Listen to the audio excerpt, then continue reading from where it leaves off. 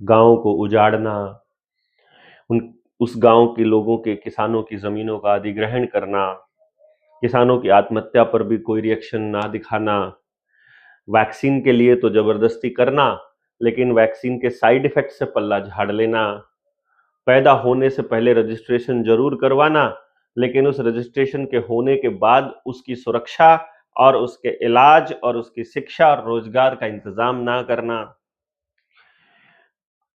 लोगों की आत्महत्याओं पर चुप रहना,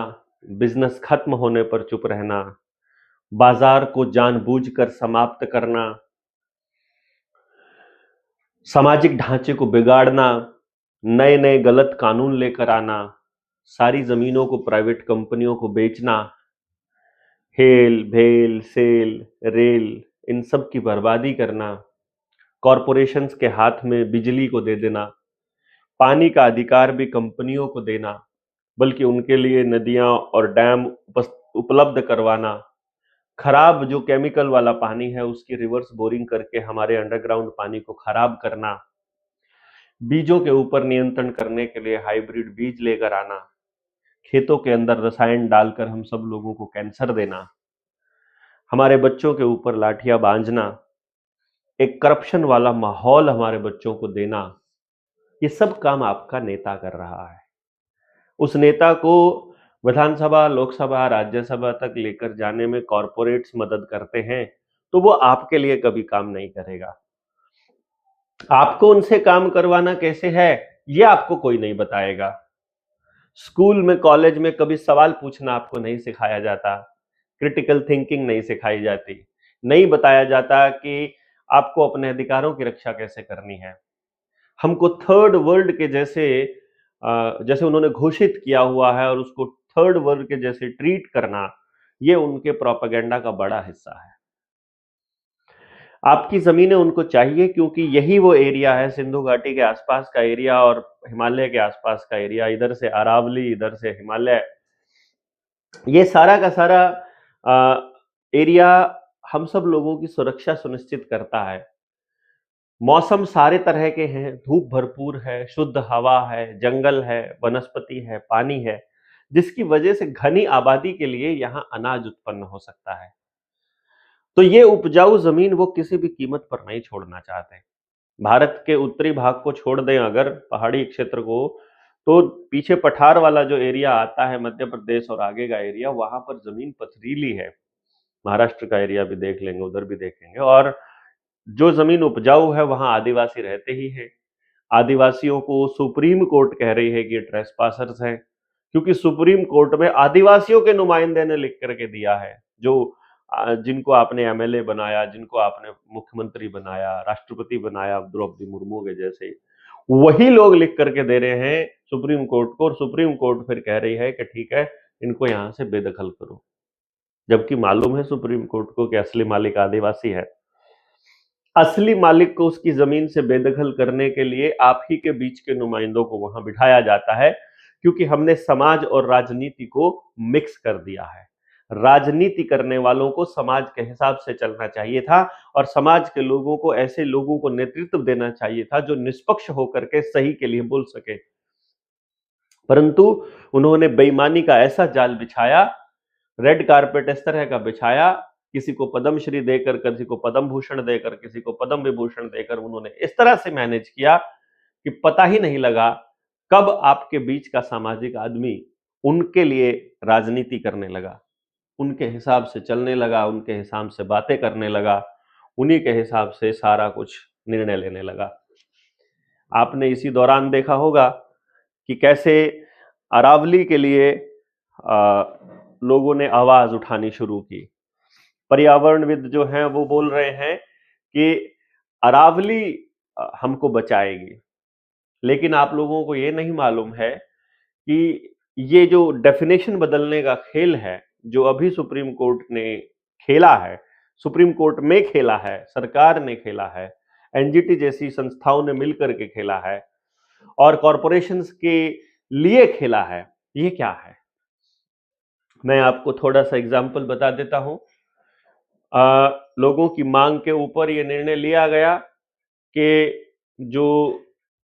जिले की जो सड़कें हैं, जो अंदरूनी सड़कें हैं, उनके ऊपर इतने मीटर तक ठेका नहीं खुल सकता। ठीक है, तो सड़क को स्टेट हाईवे का नाम दे दो। जो जिले की सड़क थी उसको स्टेट हाईवे का नाम दे दो। तो अब वो जिले की सड़क नहीं बची। तो सुप्रीम कोर्ट का आदेश ज्यों का त्यों है, लेकिन अब उस सड़क के ऊपर ठेका खुल सकता है, क्योंकि अब वो जिला की सड़क नहीं रही, लोकल सड़क नहीं रही, अब वो स्टेट हाईवे बन गया है। तो अब आप फिर वैसे ही देखोगे यार, ये तो कानून तो ऐसा है, इस कानून में तो हमने ही कानून को माना है। फिर डेफिनेशन बदलने का खेल देखा कि जम्मू कश्मीर में उनको नीलगाय मारनी थी, तो नीलगाय को उन्होंने ये कहा कि ये गाय के दर्जे से ही बाहर इसको निकाल दो, अब आप मार सकते हैं। जब उन्होंने बैल खत्म करने थे, तो बैल को वन्य पशु घोषित कर दिया एपीएलएम एक्ट के अंदर, और अब आप बैल को घर में बांध कर नहीं रख सकते, क्योंकि उनको किसान के खेत में ट्रैक्टर लेकर के आना था। फिर डेफिनेशन बदलने का खेल यहीं पर नहीं रुका। 2009 में इन लोगों ने महामारी की डेफिनेशन बदली। पहले महामारी होती थी कि इतनी खतरनाक होनी चाहिए, इसका बढ़ने का दर, इसको एक दूसरे से संक्रमण का दर ये होनी चाहिए मिनिमम, और कम से कम इतने लोगों की मौत होनी चाहिए। तो 2009 में डेफिनेशन बदली कि नहीं, मौत से कोई लेना देना नहीं है, खाली आप संक्रमण इतना हो जाए, यानी केस आ जाए, बस उसी को महामारी बोल देंगे। तो अब आपके केस आ जाए, यानी कि जुकाम को भी इन्होंने महामारी में लिया हुआ है, खांसी को भी, बुखार को भी महामारी में लिया हुआ है। तो कल को आने वाले टाइम में अगर लोगों को बुखार होने लग जाएगा, वायरल होने लग जाएगा, तो उसको भी महामारी की डेफिनेशन में डाल करके ये मेडिकल इमरजेंसी ला सकते हैं। अरावली के लिए इन्होंने बोला कि 100 मीटर से ऊपर की जो पहाड़ियां हैं, वो केवल उसको अरावली बोला जाएगा, और 100 मीटर से ऊपर की वहां केवल 20% ही पहाड़ियां हैं। तो इसका मतलब यह हुआ कि 80% से ऊपर की पहाड़ियों को खत्म करके वहां माइनिंग वाले खनन माफिया को देने के लिए यह सारा का सारा खेल रचा गया है। बाकी लोगों को कोई फर्क पड़ नहीं रहा है, स्कूल कॉलेज ऐसे ही चल रहे हैं, लोगों ने अपना कोई विरोध प्रदर्शन नहीं किया है, उनको मालूम भी नहीं है विरोध कैसे जताना है, क्योंकि उनको बता दिया गया है कि रुपए के बिना बात नहीं बनेगी, नौकरी के बिना बात नहीं बनेगी, पढ़ाई के बिना बात नहीं बनेगी, आपको 5 किलो राशन लेना ही पड़ेगा। ये जो आपने अगर सरकार का विरोध किया, आधार कार्ड का विरोध किया, बिजली के मीटर नए वालों का विरोध किया, तो आपको 2000 रुपए नहीं देंगे, वो आपकी पेंशन रोक लेंगे, वो आपके बच्चों को खाना नहीं देंगे, तो अब आप भूखे मर जाएंगे, ऐसा उन्होंने आपको यकीन दिला दिया है, और आपको ऐसा यकीन हो भी गया है। कमाल की बात तो ये है। तो बहुत शानदार तरीके से सरकारें आपके संसाधनों के ऊपर, जनता के संसाधनों के ऊपर कब्जा कर रही हैं। आपके पुरखों ने जो गांव बसाए थे, उन गांवों को उजाड़ने के लिए रिवर्स बोरिंग करके पानी खराब किया जा रहा है। ये आप ही की सरकारें कर रही हैं, आप ही के चुने हुए लोग कर रहे हैं, आपको ऐसा लगता है, जबकि ये ईवीएम के चुने हुए कॉरपोरेट्स के गुलाम और उनके दलाल काम कर रहे हैं, ये आपको नहीं मालूम है। और इस राजनीति को ये आपके गांव की पंचायत की राजनीति में भी ले आए हैं। तो अगर तरीके से सोचा जाए और जाना जाए, तो आपको अब इस पंचायती राज जैसी संस्था को, यानी कि सरपंच जैसे पद को भी उखाड़ के फेंकना पड़ेगा, एमएलए एमपी को भी मानने से बंद करना पड़ेगा। अगर सुप्रीम कोर्ट हमारे हितों की रक्षा नहीं कर सकती है, तो हमको सुप्रीम कोर्ट को भी मानना बंद करना पड़ सकता है, क्योंकि जो हमारे लिए बिठाए गए हैं, जो हमसे पैसे लेते हैं, हमारे टैक्स के पैसे से जिनका घर चलता है, वो भी अगर हमारी बात नहीं सुनेंगे, तो उनके वहां होने का क्या मतलब है। अगर एमएलए एमपी ने, अगर आपके जो चुने हुए प्रतिनिधि हैं, यानी कि पार्टियों के चुने हुए प्रतिनिधि हैं, अगर उन्होंने काम कॉरपोरेशंस के लिए करना है, तो आपके नुमाइंदे होने का क्या मतलब है। तो आपको अपने नुमाइंदे खड़े करने पड़ेंगे, और इसके लिए 19 से 21 दिसंबर तक हम लोग अपनी सहारनपुर में ट्रेनिंग कर रहे हैं। उसमें बल्कि आप आ सकते हैं, 870-809 और 3536, यानी 870-809-3536, इस नंबर पर व्हाट्सएप करके आप ग्रुप में जुड़ के आप आ सकते हैं उस ट्रेनिंग में। लेकिन आपको ये चीजें तो समझनी पड़ेंगी एक बार।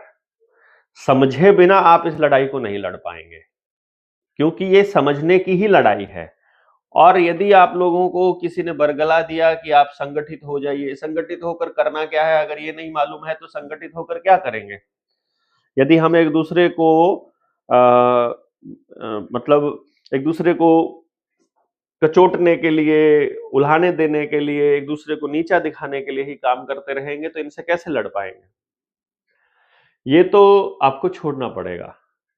सभी संगठनों को इस बात का एहसास होना चाहिए कि अब दौर वो आ गया है कि अब ये लड़ाई संगठनों से बाहर जनता के हाथों में चली जानी चाहिए